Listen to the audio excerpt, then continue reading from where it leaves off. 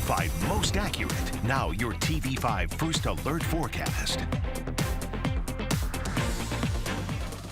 I'm First Alert Meteorologist Mathieu Mondro with your Tuesday morning forecast update. And for this Tuesday, we are still continuing to track some scattered rain showers for mid-Michigan. Even this morning, the rain that we have moving in is slightly more widespread all across our western Rove County. So if you're waking up this morning in Ithaca or Clare, also around Elma or Mount Pleasant, you're going to be waking up to some damp conditions there. This rain should become more slightly widespread across the entire TV5 viewing area as we go into the afternoon for today. So more of our area does have a greater chance at seeing some rain for either the afternoon bus stops or your evening commute later on today.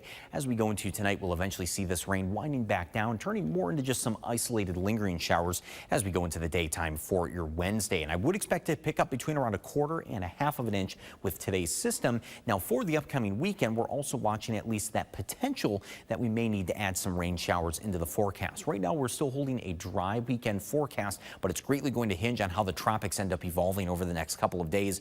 This morning, we still only just have technically a potential tropical cyclone, but this is expected to strengthen to tropical storm Helene as we go into tonight. Now, as Helene makes its way north across the Gulf of Mexico, this is expected to make its way up to a hurricane strength, Category 3 strength, potentially right before it makes landfall into northwestern Florida around Thursday night. But it's the track of the remnants of Helene as they make their way in the directions of the Great Lakes. That's where we could see potentially a few showers trying to survive the trip all the way north to here.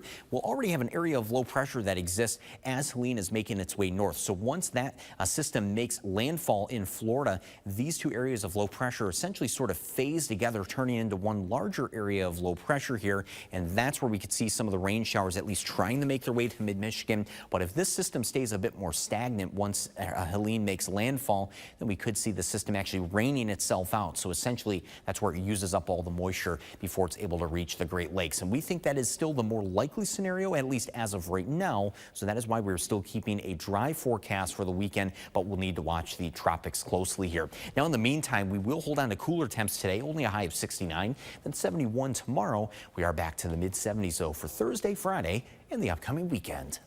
Stay with WNEM TV5 on air, on the go, and online for more news and weather updates.